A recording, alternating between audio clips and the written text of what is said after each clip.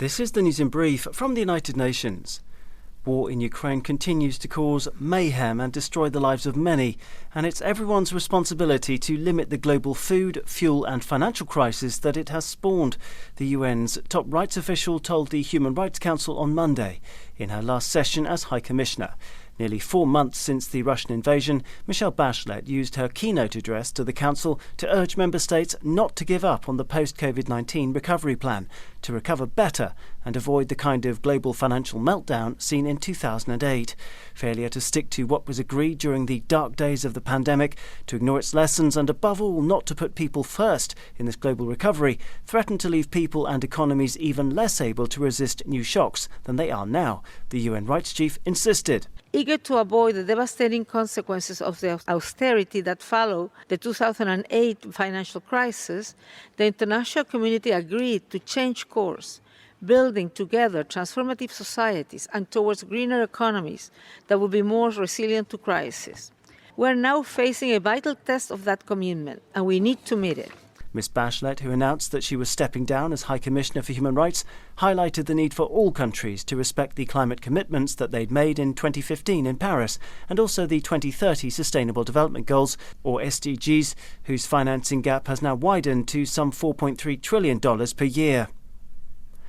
A critical $195 million lifeline for rural families in Afghanistan has been pledged by the World Bank, it's been announced. Welcoming the development, the UN Food and Agriculture Organization FAO said that the funding would provide critical livelihood and life-saving assistance to the country's most vulnerable populations. The cash assistance will also help to boost food production and smallholder resilience, FAO said, warning that nearly 20 million people in Afghanistan are now unable to feed themselves every day. Dangerously high levels of acute food insecurity persist across Afghanistan because of a combination of the collapsing economy and continuing drought. Tasked with leading the response, UN agency FAO will focus on wheat production to support about 2.1 million people in coming planting seasons and on supporting the nutritional needs of children, people with disabilities or chronic illness, and households headed by women. This assistance includes providing seeds and basic tools for gardening and technical training on improved nutrition and climate-smart production practices. Almost 1 million people will benefit from this support, particularly rural women. Finally, to Cameroon, where the UN has released $1.7 million from its emergency relief fund to help the authorities tackle a cholera epidemic.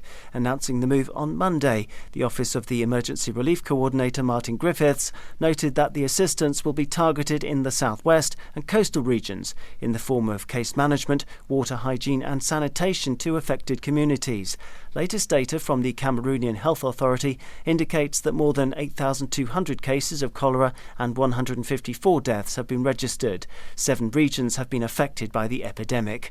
UN Children's Fund UNICEF and the World Health Organization WHO are tasked with rolling out the support, working with local authorities and non-governmental organizations. Daniel Johnson, UN News. I'm Deanne Penn with UN News.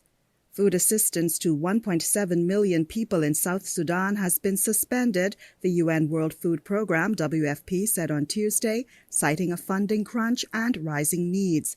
Here's Adeyinka Badejo Sanogo, WFP Acting Country Director in South Sudan. We are particularly concerned with these cuts, especially because these cuts are happening at the start of the lean season, when families have completely exhausted any food reserves and are likely to continue to suffer acute levels of hunger as the lean season deepens. Essentially, WFP in South Sudan, we are in famine prevention mode.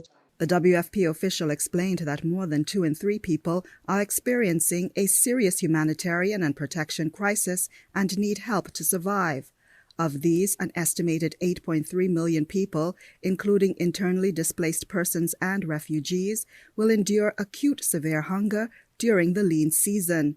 The development comes as communities prepare for a 4th consecutive year of flash flooding, which has left vast stretches of ground sodden and fields unusable, particularly in Jonglei, Upper Nile, and Unity states. In 2021, 1 million people fled their homes because of the flooding in South Sudan. This year, it's estimated that approximately 600,000 are at risk. Ever greater numbers of vulnerable people are risking their lives on dangerous migration routes in Latin America, forced to move by the global food security crisis that's been made worse by spiraling inflation linked to the war in Ukraine, the UN World Food Programme, WFP, said on Tuesday. Countries, including Haiti, now face food price inflation of 26%, and other countries are worse still, said Lola Castro, WFP Regional Director in Latin America and the Caribbean. Latest data indicates that 9.7 million people in the 13 countries where WFP works across the region are already extremely food insecure. That's up from 8.3 million in late 2021. It's forecast that could rise to around 14 million if the crisis continues. Already more people are deciding to leave their homes and migrate north, said Ms. Castro. All of you are watching caravans of migrants moving. And before, we used to talk about migration happening from the north of Central America. But now, unfortunately, we talk about migration being hemispheric. We have the whole continent on the move. One of the clearest signs of people's desperation is the fact that they are willing to risk their lives crossing the Darien Gap, a particularly arduous and dangerous forest route in Central America that allows access from the south of the continent to the north. And finally, the United Nations has launched a social media campaign to urgently raise additional funds to start an emergency operation to transfer more than 1 million barrels of oil from a decaying supertanker moored off the coast of Yemen. The FSO Safer is holding 4 times the amount of crude oil spilled in the notorious 1989 Exxon Valdez disaster and is in danger of breaking apart or exploding. The vessel has been anchored a few miles off Yemen's western coast for more than 30 years, but offloading and maintenance stopped in 2015 due to the conflict between pro-government coalition forces and Houthi rebels. The UN has so far raised 3/4 of the $80 million required to start the emergency operation to offload oil to a temporary vessel, and the crowdfunding campaign aims to raise $5 million from the global public. The transfer operation is part of a $144 million plan that also involves installing a replacement vessel for the FSO Safer. Deanne Penn, UN News. This is the news in brief from the United Nations. The UN's top rights official expressed her concern on Wednesday at reports that Ukrainian children have been forcibly deported from embattled eastern regions and taken to Russia for adoption. Michelle Bachelet told the Human Rights Council that her office, OHCHR, has been looking into the allegations that youngsters have been taken from orphanages in the Donbass. We are concerned about the alleged plans of the Russian authorities to allow the movement of children from Ukraine to families in the Russian Federation, which do not appear to include steps for family reunification or respect the best interest of the child. Before the Russian invasion on the 24th of February, there were more than 91,000 children in Ukraine's orphanages, boarding schools and other institutions for youngsters, according to UN Children's Fund, UNICEF. At a press conference in Kiev on Wednesday, the Commission of Inquiry on Ukraine, that was created at the request of member states in March by the Human Rights Council, said that testimonies it had received indicated that a significant number of children had disappeared, particularly children from institutions. For the moment, however, it is very difficult to confirm reports that they've been taken to Russia and given citizenship, the Commission of Inquiry said. Returning to the Human Rights Council and UN Rights Chief Michelle Bachelet, who's urged the international community to stand united in ending repression in Myanmar. Her comments come a day after she told member states that Myanmar's people were subject to likely crimes against humanity and war crimes, and trapped in a cycle of poverty and displacement, human rights violations and abuses.